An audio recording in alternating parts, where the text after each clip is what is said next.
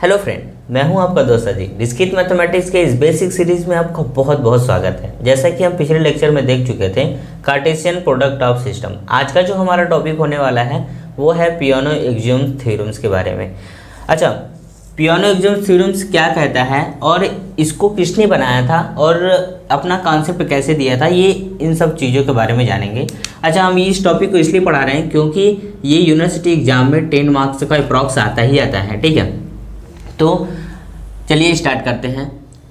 Piano axiom theorem Italian mathematician Giuseppe piano ने 19वीं century में दिया था। इन्होंने बोला था कि अगर कोई भी नंबर इन 3 प्रॉपर्टी को अगर सेटिस्फाई करेगा तो वो क्या कहलाएगा, नेचुरल नंबर कहलाएगा। इससे हमें एक आइडिया क्या मिला कि नेचुरल नंबर की प्रॉपर्टी को डिफाइन करने के लिए ही उन्होंने ये तीनों प्रॉपर्टी को डिफाइन किया था। बेसिकली ये स्टेटमेंट वाइज है। पहला स्टेटमेंट अगर इक्वालिटी को डिफाइन कर देता है तो वह नेचुरल नंबर कहलाएगा। साथ ही साथ दूसरा स्टेटमेंट अगर सक्सेसर ऑपरेशन को डिफाइन कर देता है फिर भी ये नेचुरल नंबर की प्रॉपर्टी को सेटिस्फाई कर देगा।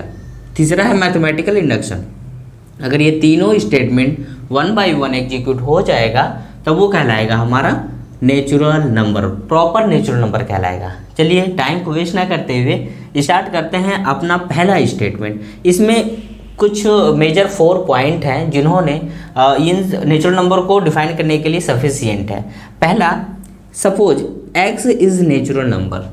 जैसे मेरे पास कोई x क्या है, एक नेचुरल नंबर है, तब x इक्वल टू x अगर होता है तो ये जो प्रॉपर्टी डिफाइन करता है वो किसको रिप्रेजेंट करता है, रिफ्लेक्सिव को, और रिफ्लेक्सिव इक्वालिटी को रिप्रेजेंट करता है। ठीक है, दूसरा है कि यदि x and y are natural number. अभी हमने क्या बोला कि x और y क्या है, नेचुरल नंबर हैं, तब x equal to y and y equal to x, that is symmetric equality को रिप्रेजेंट करता है।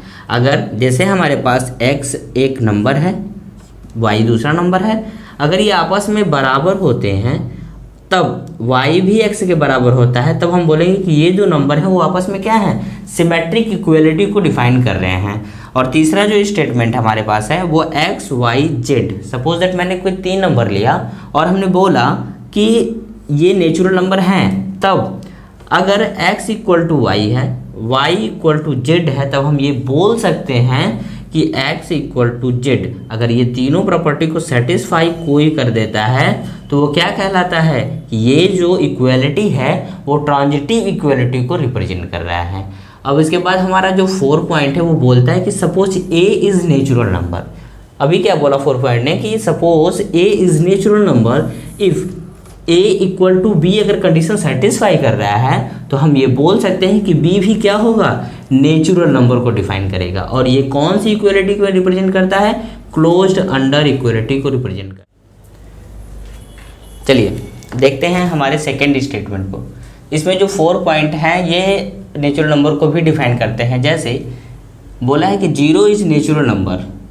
हमको भी पता है कि 0 नेचुरल नंबर नहीं होते हैं, क्यों, क्योंकि 0 इंक्लूड करता है किसमें, होल नंबर में।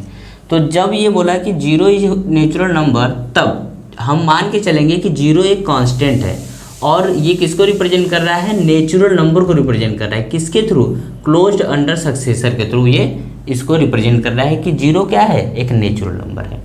चलिए दूसरे स्टेटमेंट पे आते हैं कि suppose n is a natural number then Sn is also a natural number. जैसे कि कोई n नेचुरल नंबर है, उसका जो समेशंस पार्ट होगा वो भी नेचुरल नंबर के ही पोर्शन में आएगा। तीसरा है जो हमारा कि suppose n is a natural number if Sn is not equal to 0, तो हम ये ऐसा बोल सकते हैं कि there is no natural number जिसका सक्सेसर 0 है। 4th पॉइंट हमारा ये है कि suppose m and n 2 number है हमारे पास, को भी कैसे हैं, नेचुरल नंबर हैं। यदि Sm का समेशंस और Sn का जो समेशंस वगैरह है वो अगर इक्वल हैं तो उनका आपस में जो नंबर है वो भी क्या होंगे, सेम होंगे। ठीक है, चलिए अब देखते हैं पियानो एक्सियम थ्योरम में जो हमारा तीसरा स्टेटमेंट था मैथमेटिकल इंडक्शन बेस्ड। तो वो बोलता है कि जैसे एग्जाम्पल के थ्रू समझेंगे तो और अच्छे से समझ में आएगा। ठीक है, तो स्टार्ट करते हैं। जैसे हमारे पास n नेचुरल नंबर है, इनका जो समेसन है n इंटू 1+1/2 है था। पहले अब चेक करेंगे कि फॉर n इक्वल टू 1 के लिए जब अगर हम चेक करते हैं तो क्या होगा। देखिए 1 के लिए यहाँ पे 1 रखिए, 1 इक्वल टू 1+1/2, तो ये देखिए ये 2 हो जाएगा और ये LHS इक्वल टू RHS, ये कंप्लीट हो गया। अब चेक करेंगे n हाइपोथेसिस पोर्शन जिसको बोला जाता है k के लिए कि क्या जो n है वो k के लिए वैलिड है या नहीं है। तो हम क्या करेंगे, चेक करेंगे। देखिए 1+2+3+... k इक्वल टू k+1/2, जहाँ जहाँ n था वहाँ वहाँ हमने k लेके किया, ठीक है। अब हम चेक करेंगे, अब हम ये इसको लिख देंगे कि ये ट्रू है। ये किसके लिए ट्रू है, for n equal to k के लिए, ठीक है। अब हम बात करेंगे तीसरा स्टेटमेंट के बारे में, जो कि फॉर k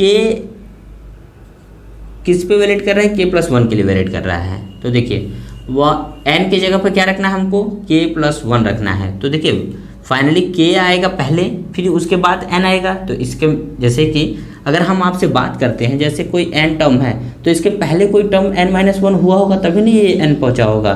तो इसी तरीके से देखिए k-1+1 ये हुआ होगा, ये पूरा कैंसिल होकर के k आ जाएगा। तो ये क्या कहलाएगा, k+1। आई होप आप लोग को ये जो पोर्शन मैंने लिखा है ये आप लोग को एकदम अच्छे से समझ में आ रहा होगा। अब इतनी की वैल्यू हमको यहाँ पे पता चल गया है कि कितना है, k इंटू k+1/2 है। यहाँ पे वैल्यू मैंने पुट कर दिया।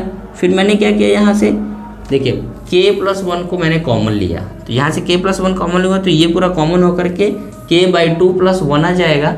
और ये जो फाइनली ये वाली वैल्यू है ये k+2 k+1 हमेशा रहेगा ही। अब k+1 नेगलेक्ट कर देंगे। देखिए इसका जब हम एलसीएम लेंगे तो ये k+2 हो जाएगा और ऑलरेडी k+2 बचा ही है, तो हम बोलेंगे LHS इक्वल टू RHS।